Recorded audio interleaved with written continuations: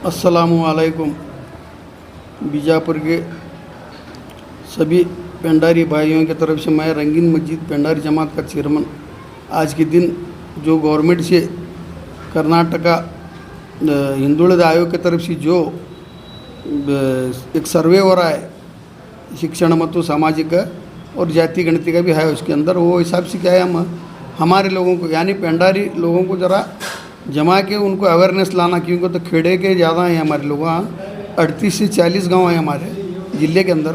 उन सब को हम दावत दे के आज ज़रा अवेयरनेस करना, क्योंकि तो खेड़े में ज़रा अनएजुकेटेड ज़्यादा रहने से उनको ज़रा मालूमात नहीं होती किसी चीज़ की। इस वास्ते एक जागृति समावेश करे। उसके अंदर जो साहब आए कुंडलिक सर उन्होंने आए थे और हमारे नूरुल्लाह उन्होंने आए थे, आके क्या है हर एक चीज़ का उन्होंने बारीकी से हर चीज़ का ये दिए उन्होंने जो माहिती है उसके बारे में, जो क्वेश्चन आई और जो भी लोग उनके क्वेश्चन करे तो उसका बोले उन्हें जो भी सही है। लेकिन जो ये पेंडारी का एक अलग सी मामला क्यों है अगर बोले तो ये हमारे लोग अनएजुकेटेड रहने से उनको मालूम ना, तो वो एक बात रही। दूसरी बात क्या है, आज तक कौन सी भी क्या है ये है बात करेगा एक ये नहीं रहा है लोगों में, है हम ये एक मुस्लिम के तौर पे जाने जाते हैं वो बात अलग है, लेकिन एक अलग से है पेंडारी कास्ट करने का किसी भी उसका ये नहीं है मालूम है पहले से भी, लेकिन अब उसके ज़रा ज़्यादा उरूज में लाना पड़े उसे, ये हिसाब से क्या है आगे चल कर उसकी ज़रा बहुत कुछ है मामले, उसके फ़ायदे भी अगर चाहे तो बहुत कुछ हो सकता है। लेकिन हम वो आज एक पहले ये करेंगे ऐसा लोगों को समझाना, अगर वो कर को करे सो इंशाल्लाह सक्सेस होगा। तो हो क्या हर एक खेड़े से ग्राम पंचायती मेम्बर हैं इन्हों इन सब जने आओ उसके बारे में अच्छी सी जानकारी लेकर गए हैं। आप गाँव में जाकर उन्होंने काम करना उनके तरफ है, इंशाल्लाह देखेंगे अब आगे।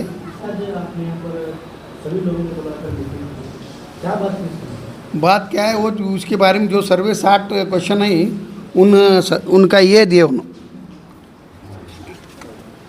ये जो है 60 क्वेश्चन आई ये पॉम्पलेट दिए उन्होंने, ये सब पूरा तुम ना पूछते हैं तुम्हें सही जवाब देना।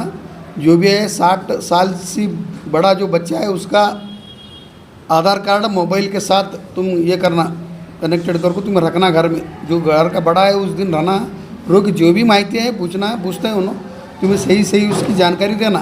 क्योंकि क्या है वो ज़रा कैसा रहता है गरीब तबका नहीं हर बोल सकता है, ज़रा आस्ती वाला रहे वाला ज़रा ये बचा वो क्या भी नहीं करना। क्योंकि क्या है हर एक अब तुम्हारी जो भी तुम्हारी प्रॉपर्टी है क्या है आधार का है सब कुछ मालूम होता है, ये तो छुपने की बात नहीं आगे चल को बात होगी।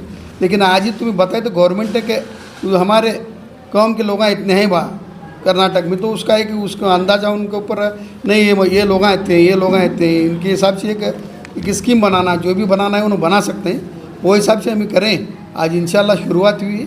अब क्या है हर एक नो करे तो चलता है। अब उन्होंने अपने हिसाब से सोच रहेंगे, उन्हें एजुकेटेड रहते उन्हें नहीं करते वो बात अलग, हमारे ज़रा ऐसा रहते हैं वो हिसाब से जमा को करें।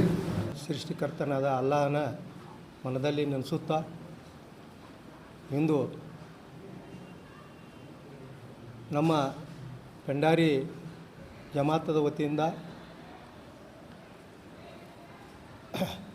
ಎಲ್ಲ ಬಂದಂಥ ಪತ್ರಕರ್ತರಿಗೆ ಮತ್ತು ಇಡೀ ಮೀಡಿಯಾದವರಿಗೆ ಮೊದಲಿಗೆ ಅವರಿಗೆಲ್ಲ ಹೃದಯಪೂರ್ವಕವಾಗಿ ಸ್ವಾಗತವನ್ನು ಕೋರುತ್ತಾ, ಇವತ್ತು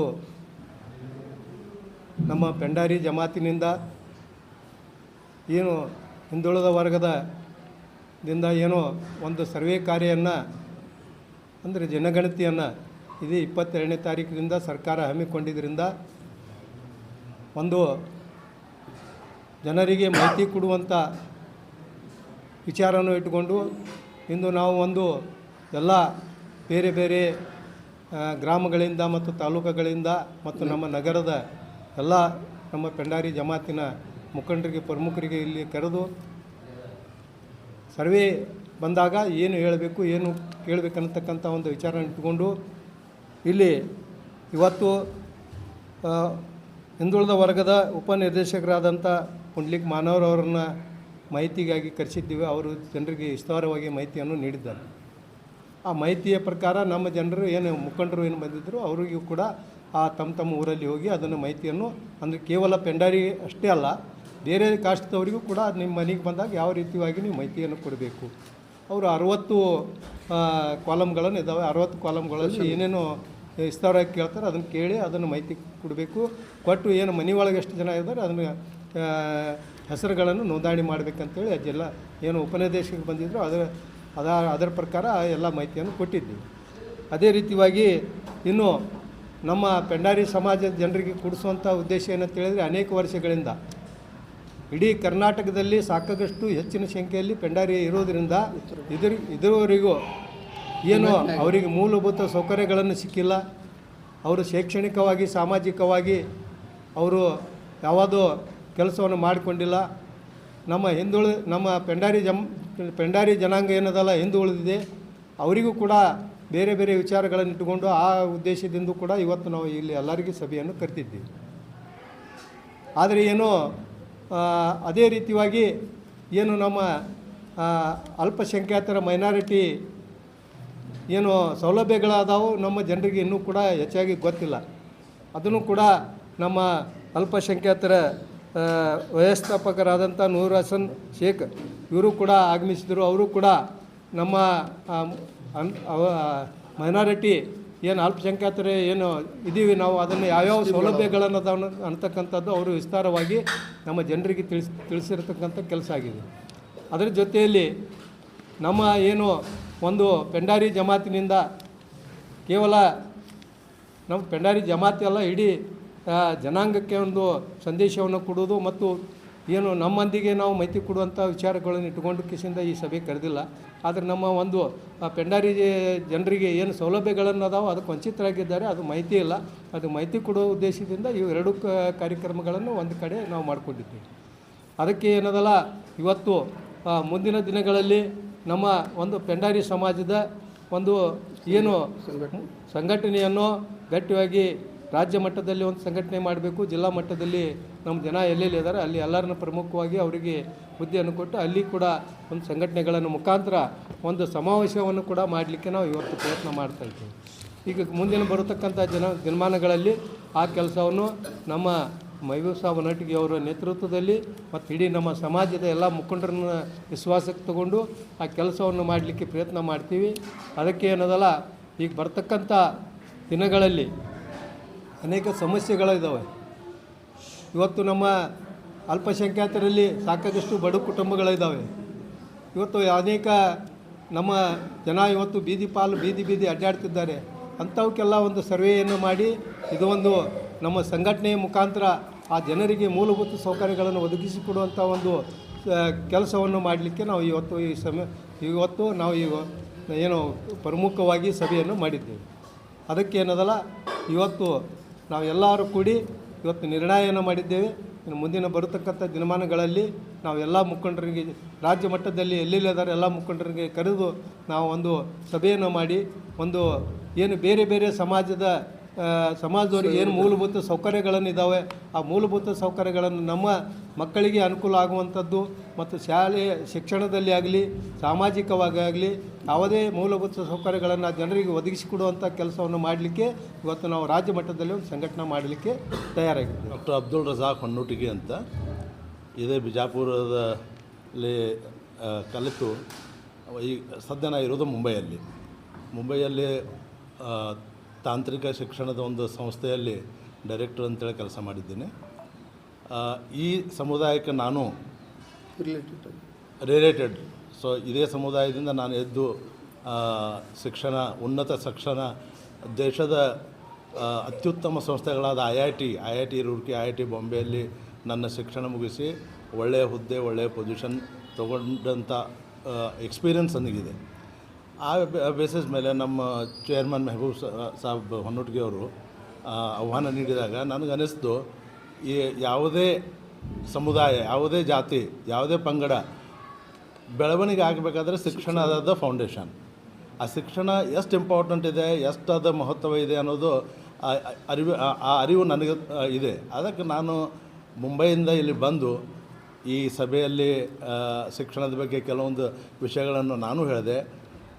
ಮೊದಲು ನಾನು ನಮ್ಮ ಮೆಹಬೂಬ್ ಸಾಬ್ ಹೊನ್ನೂಟಿಗಿ ಮತ್ತು ಇಲ್ಲಿ ರಂಗೀನ್ ಪೆಂಡಾರಿ ಕಮಿಟಿ ಜಮಾತದ ಮುಖಂಡರಿಗೆ ಎಲ್ಲರಿಗೂ ನಾನು ಧನ್ಯವಾದಗಳನ್ನು ಹೇಳ್ತೇನೆ. ಅವರು ಮಾಡುತ್ತಿರುವ ಕೆಲಸ ಇದು ಶ್ಲಾಘನೀಯ. ಬೇಸಿಕಲಿ ಈ ಸರ್ವೆ ಬಗ್ಗೆ ನಾನು ಇಲ್ಲಿ ಬರೋಕ್ಕಿಂತ ಮುಂಚೆ ಕೆಲವೊಂದು ಸ್ವಲ್ಪ ಸ್ಟಡಿ ಮಾಡಿದೆ ಆ ವೆಬ್ಸೈಟ್ನಲ್ಲಿ. ಈ ಸಮೀಕ್ಷಾ ಉದ್ದೇಶ ಏನಿದಾವಲ್ಲ, objectives, they are paramount important.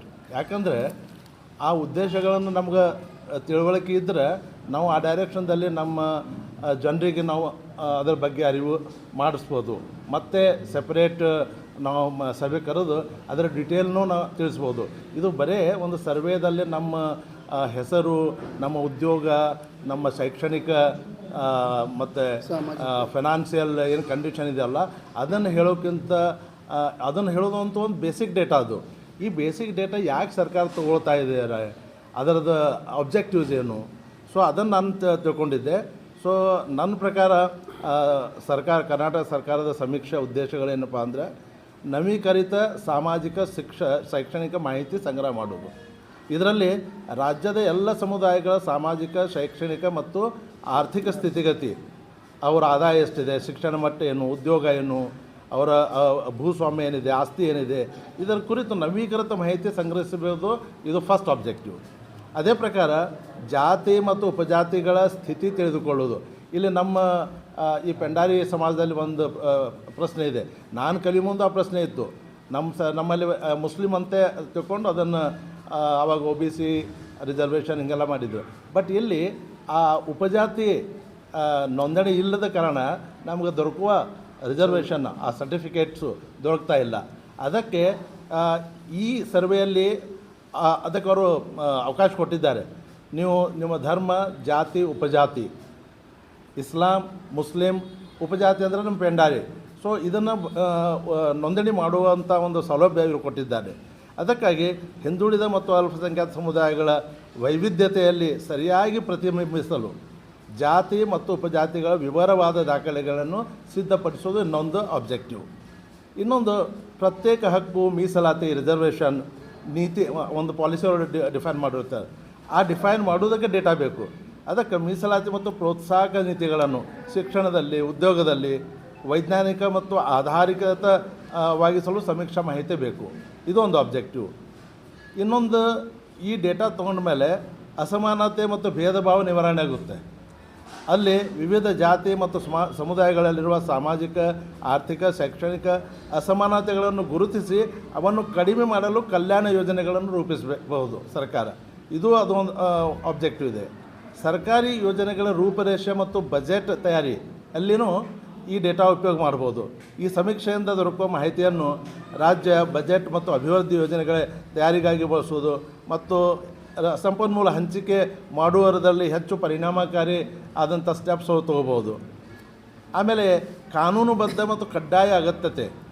Karnataka ಹಿಂದುಳಿದ ವರ್ಗಗಳ ಆಯೋಗ ಕಾಯ್ದೆಯ ಪ್ರಕಾರ ಪ್ರತಿ 10 ವರ್ಷಕ್ಕೊಮ್ಮೆ ಈ ಸಮೀಕ್ಷೆ ನಡೆಸಿ ಹಿಂದುಳಿದ ಸಮುದಾಯಗಳ ಸ್ಥಿತಿಗಳ ನವೀಕರಿಸುವುದು ಕಡ್ಡಾಯ ಆಗಿದೆ.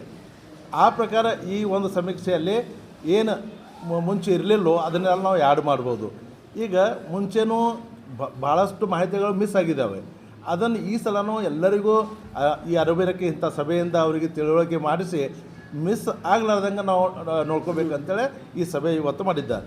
ಆಮೇಲೆ ಇದರಿಂದ ಪಾರದರ್ಶಕತೆ ಮತ್ತು ರೆಸ್ಪಾನ್ಸಿಬಿಲಿಟಿ, ಹೊಣೆಗಾರಿಕೆ ಸರ್ಕಾರದ್ದಿದೆ. ಸರ್ಕಾರ ಹೊಣೆಗಾರಿಕೆ ತೊಗೊಂಡು ಆದಮೇಲೆ ನಮ್ಮ ಹೊಣೆಗಾರಿಕೆನೂ ಬರುತ್ತೆ. ಸೊ ಅದಕ್ಕಾಗಿ ಈ ನಮ್ಮ ಬಿಜಾಪುರ ಡಿಸ್ಟ್ರಿಕ್ಟ್ ಅಲ್ಪಸಂಖ್ಯಾತ ಪೆಂಡಾರಿ ಒಂದು ಸಂಸ್ಥೆ ಇದೆ, ಶಿಕ್ಷಣ ಮತ್ತು ಸಮಾಜ ಕಲ್ಯಾಣ ಸಂಸ್ಥೆ. ಇವರು ತಮ್ಮ ಮೇಲೆ ಆ ಜವಾಬ್ದಾರಿ ತಗೊಂಡು ಇವತ್ತಿನ ಸಭೆ ಅವರು ಕಟ್ಟಿಕೊಟ್ಟಿದ್ರು. ಇದರಿಂದ ಭಾಳಷ್ಟು ಜನರಿಗೆ ಹೊಸ ಅರಿವು, ಆ ವಿಚಾರಗಳನ್ನು ತಿಳ್ಕೊಂಡು ಇಲ್ಲಿಂದ ಹೋದರು.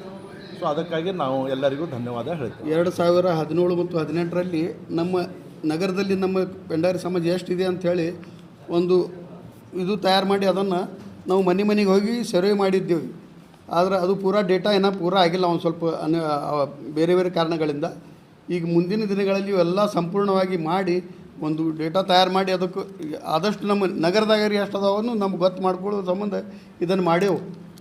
ಇದರಂತೆ ಎಲ್ಲ ಹಳ್ಳಿಗಳಲ್ಲಿ ಎಲ್ಲಿ ನಮ್ಮ ಜನ ಅದು ಮುಂದಿನ ದಿನಗಳಲ್ಲಿ ಇದು ಮಾಡ್ಲಿಕ್ಕೆ ಅನುಕೂಲ ಆಗಬೇಕಂತೇಳಿ ಇದು ಮಾಡೋದು. ಮತ್ತೇನು